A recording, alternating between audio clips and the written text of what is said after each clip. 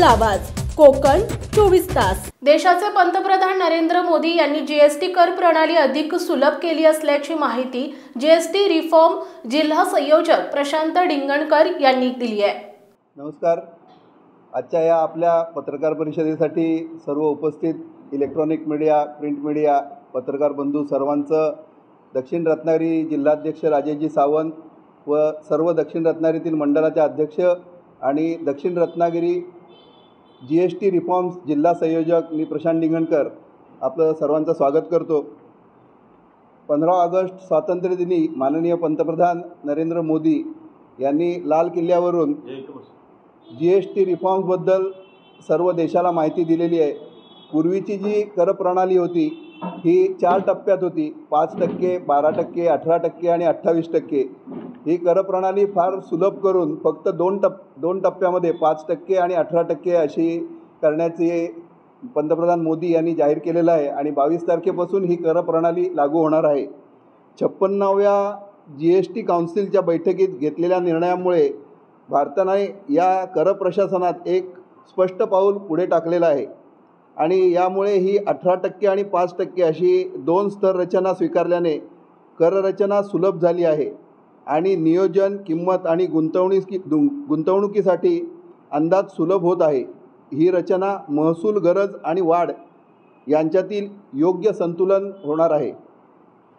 माननीय पंतप्रधान नरेंद्र मोदीजी यांच्या नेतृत्वाखाली भारत सरकारने नेक्स्ट जनरेशन जीएसटी सुधारणा सादर केल्या आहेत। हे भारताच्या अर्थव्यवस्थेत परिवर्तन घडवून आणण्याच्या दिशेने एक ऐतिहासिक पाऊल ठरणार आहे।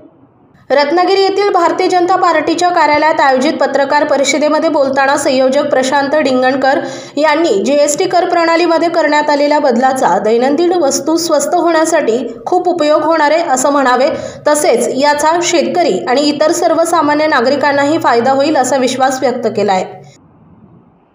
स्वातंत्र्य दिनाच्या भाषणात त्यांनी सांगितल्याप्रमाणे हे एक धाडसी स्वप्न आता प्रत्यक्षात आलेलं आहे आणि जीएसटी काउन्सिल या प्रस्तावाला एकमताने पाठिंबा दिलेला आहे। त्यामुळे या सुधारणांचे उद्दिष्ट शेतकरी, MSME, व्यापारी, महिला, युवक, मध्यम वर्गासह नागरिकांना ह्याचा फायदा देणे हे त्या पंतप्रधान मोदीजी यांच्या मनातील ध्येय त्यांनी ह्या जीएसटी काउन्सिलच्या सुधारणांमुळे साध्य केलेलं आहे। शेतकऱ्यांना कमी दर आणि जलद परतफेडीचा फायदा होईल, ज्यामुळे कृषी उत्पादकता वाढणार आहे। तसेच नेक्स्ट जनरेशनमुळे कमी खर्च करून, प्रक्रिया सुलभ करून आणि कर्ज सुलभ करून MSME लक्षणीयदृष्ट्या सक्षम होणार आहेत, ज्यामुळे रोजगार निर्मितीला चालना मिळेल आणि भारताच्या विकासाला हातभार लागणार आहे। महिला उद्योजक आणि कार्यरत असलेल्या महिलांना औपचारिक अर्थव्यवस्थेत प्रवेश, कमी अडथळे आणि त्यांचे व्यवसाय वाढीसाठी अधिक संधीचा फायदा होणार आहे।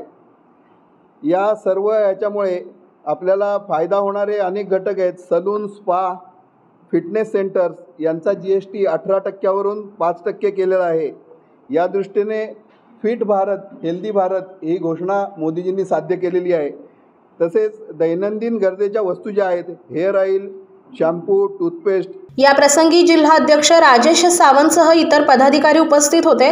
जीएसटी रिफॉर्मचे जिल्हा संयोजक प्रशांत डिंगणकर यांनी जीएसटी प्रणालीमध्ये करण्यात आलेल्या बदलामुळे काय फायदे होणार आहेत याची सविस्तर माहिती पत्रकार परिषदेमध्ये बोलताना दिली आहे।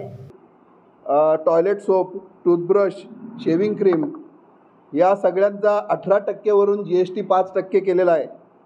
तसेच नमकीन, भुजिया, मिक्सर्स, नंतर फीडिंग बॉटल्स, नॅपकिन, डायपर्स, शिवणयंत्रे आणि शिवणयंत्रांशी रिलेटेड असलेले सर्व पार्ट्स यांचा जीएसटी 12% वरून 5% केलेला आहे। तसेच घरगुती उपयोगाची सर्व भांडी याचाही जीएसटी 12% वरून 5% केलेला आहे। या जीएसटी रिफॉर्म्समुळे शेतकऱ्यांना फार मोठा दिलासा देण्याचं काम मोदीजींनी केलेलं आहे।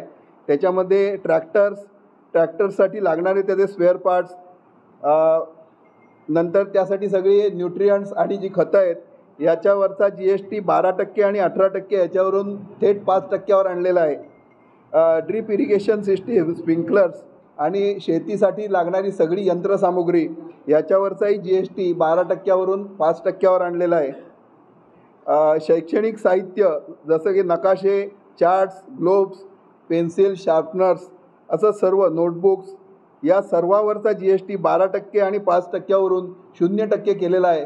त्यामुळे या GST रिफॉर्म्समुळे जनसामान्यांना याचा फायदा होणार आहे आणि यामुळे महागाई कमी होण्यास, आपल्या देशातील संपूर्ण महागाई यामुळे कमी होणार आहे. अशा प्रकारे हे सर्व GSTमध्ये सुधारणा करून मोदीजींनी ते सबका साथ सबका विकास हे घोषणा जी दिली होती त्या GSTमध्ये रिफॉर्म्स करून मोदीजींनी साध्य केलेली आहे. समुंदर की गोद में पला है तू, अंगड़ाई लेते ही लहरें शुरू. आज यौवन की मस्ती छोड़, ले चलता हूं तुझे एक नए मोड़. आजा तुझे मां पुकारे अब, छेड़ देते हैं बीच से कुछ शरारत हंसी. गले लगा ले उसे ए फकीर, इंतजार कर रहा है तेरा तो. चल दे देते हैं उसे फसल की खूबसूरती तो. आजा तुझे मां पुकारे अब, उन्हें भी देनी है एक नई पहचान. आजा तुझे मां पुकारे अब. फिनोलेक्स पाइप्स पहुंचाए पानी को अपनी मां के पास. महाराष्ट्रातील तसेच कोकणातील महत्त्वाच्या बातम्या पाहण्यासाठी कोकण 24 तास न्यूज चॅनलला YouTube वर सबस्क्राइब करा आणि बेल आयकॉन प्रेस करा.